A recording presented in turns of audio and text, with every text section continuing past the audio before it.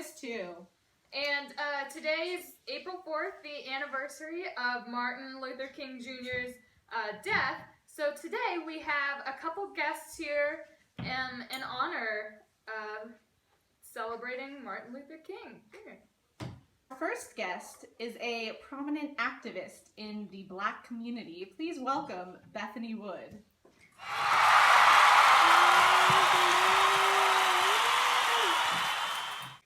Hi, Bethany. Hello, Anonymous One. How are you today? I'm doing great today. How are you? I'm lovely, thank you. So, we'd like to ask you a couple questions about yourself. Oh, please, go ahead. So, as an activist, what are some of the most pressing issues that you believe we face today?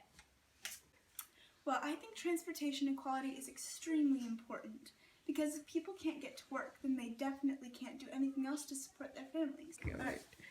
Well, another extremely important aspect of that we need to fight for is the sanitation area and workers in general. Because on February 1st, 1968, 2 sanitation workers were crushed to their deaths by a malfunctioning truck. Their names were Ecole Cole and Robert Walker. This happened in Memphis, Tennessee, and that is consequently where Martin Luther King Jr. was also assassinated, but much later. So, following this horrific death, the city did nothing. Memphis was silent. So, after 12 days, 1,300 men, black men from the Memphis Department of Public Works, went on strike. But and they then formed a union in 1964. They had another strike, but it failed. This is quite similar, actually, to another mention in history in Cry the Beloved Country by Alan Paton in South Africa. You see, you see, in that time, there were also strikes in the mines, but they also failed because they weren't unified. They didn't have enough people to support them. And that is why they finally succeeded, but it only happened after Martin Luther King Jr.'s death. Because until more deaths and police brutality were actually seen, no one was able to really see the desperation that was needed, that desperation that was actually occurring. Bethany, that is so lit. I have another question for you, if you don't mind. So, what have you done as an activist? Well, I'm a leading member of the Community on the Move for Equality, which is a non-violent group similar to many boycotts in the past, such as the one by Rosa Parks, that was begun by Rosa Parks, as well as the one in South Africa, by which Ms. Mungu and Kumalo first witnessed when they were going to Shantytown. Breaking news. Looks like we have some breaking news. Our studio is telling us that they have just found never-before-seen footage of a peaceful protest that happened a long time ago.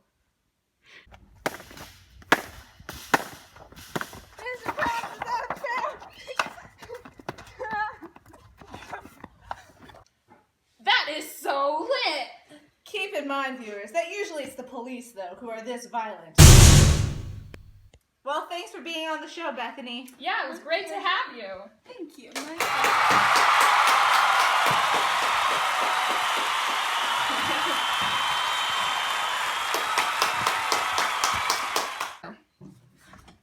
And now for our second guest, author of her new book, here's Sarah.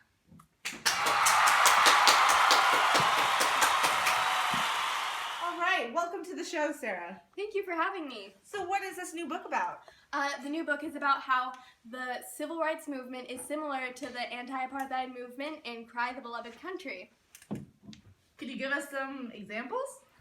Well, I really thought that Nsimungu in Cry the Beloved Country was really similar to Martin Luther King Jr.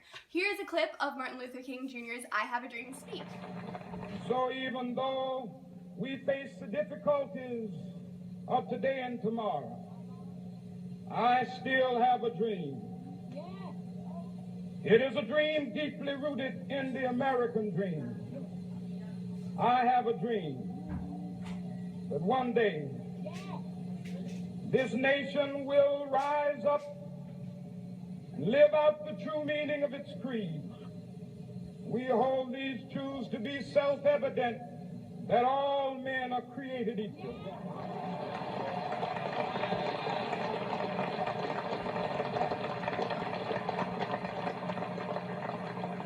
I have a dream that one day on the red hills of Georgia, the sons of former slaves and the sons of former slave owners will they be able to sit down together at the table of brotherhood. I have a dream.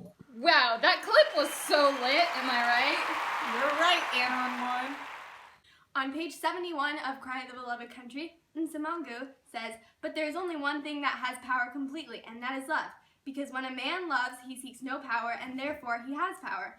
I see only one hope for our country, and that is when white men and black men, desiring neither power nor money, but desiring only the good for their country, come together to work for it."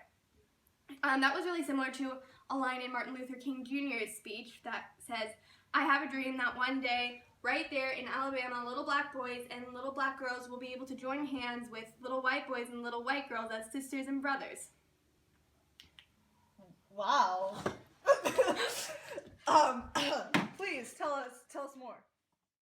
I think that Nsamongu and Martin Luther King Jr. were really similar because they both have peaceful, nonviolent approaches to the racism problems that need to be solved in their areas. On the contrary, I think that Malcolm X, another leader in the civil rights movement, is very similar to John Khumalo, who is the protagonist's brother. Here's a clip of Malcolm X's Ballot or Bullet. We must understand the politics of our community, and we must know what politics is supposed to produce. We must know what part politics play in our lives. And until we become politically mature, we will always be misled, led astray, or deceived or maneuvered into supporting someone politically who doesn't have the good of our community at heart.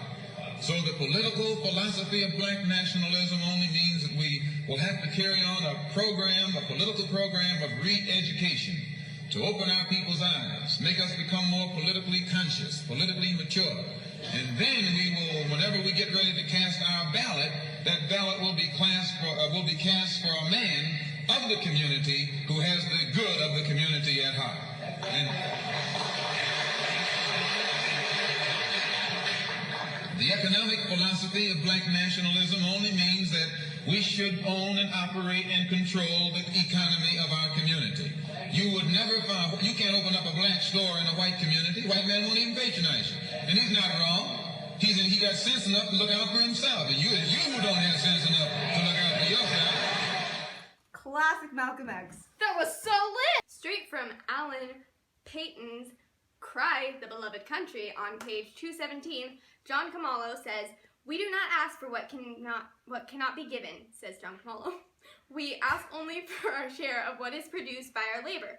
New gold has been found and South Africa is rich again. We ask only for our share of it." Okay, so John Khumalo doesn't really demand equality or anything, which is really similar to Malcolm X. He didn't really demand like, what's the word? It's like Integration? integration.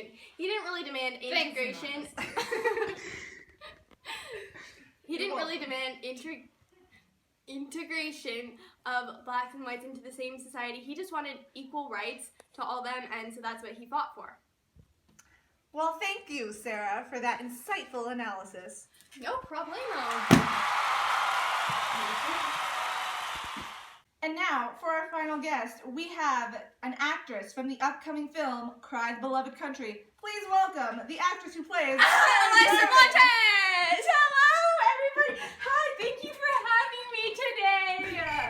I think we asked for the actress... No! You did Play not! Mary Jarvis? Who do you even play? Oh, you see, I play the little girl that delivers the letter at the beginning of the movie. It's a very big role. Don't you die? No, I do not. I delivered the letter. It was very... It was Okay, big stuff. well, I guess since that other lady isn't there, we I we don't know can what you're just talking ask about. her the questions while they want. I guess. Okay, person. Mhm. Well, so how do you relate to your character? Well, you see, my character is a messenger. And growing up, I delivered newspapers. So, I mean, some say that my role would be very hard to get into, but I was able to do it naturally because I had experience. And I'm a girl, so. Amazing. Lit. Okay, so what was your favorite scene? That not necessarily you were in, but... I guess then this might be a little hard if I'm not in it. I don't know how it would be my favorite scene. But I guess that the scene where John Kamalo is giving his speech is really very powerful. Because, I mean, a lot of people think that the anti-apartheid movement is, like, really similar to the civil rights, like, movement. But it really, like, that scene really, like, highlights it and why it's different. And, I mean, all he was asking for was those, like, for the gold that he thought was rightfully theirs, which it was, obviously. But, like, in the civil rights movement, they were really just asking for their rights, like, their basic human rights. And they weren't asking for that in the anti-apartheid movement. It was just, yeah, you know, it was really powerful. Great answer. Yes, So thank you. I understand that you have a treat for us. I do have a treat for all of you. So, you're the very first people to get it, so it's very exclusive, but we have a special treat for you. Here is the trailer to Cry the Beloved Country. Woo!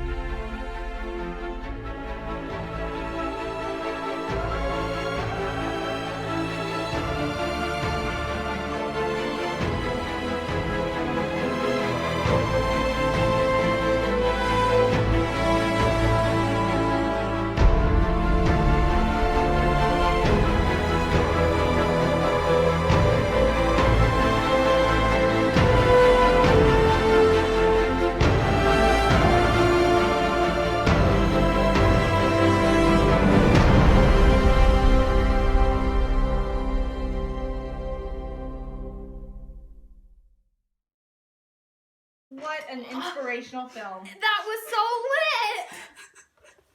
Eliza, sorry, it gets me every single time. It's just so beautiful.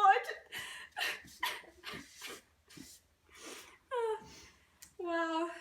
Well, thank you, Eliza, for sharing the film Yes, and of for coming to course. talk to us, even though we didn't really want you here. Oh.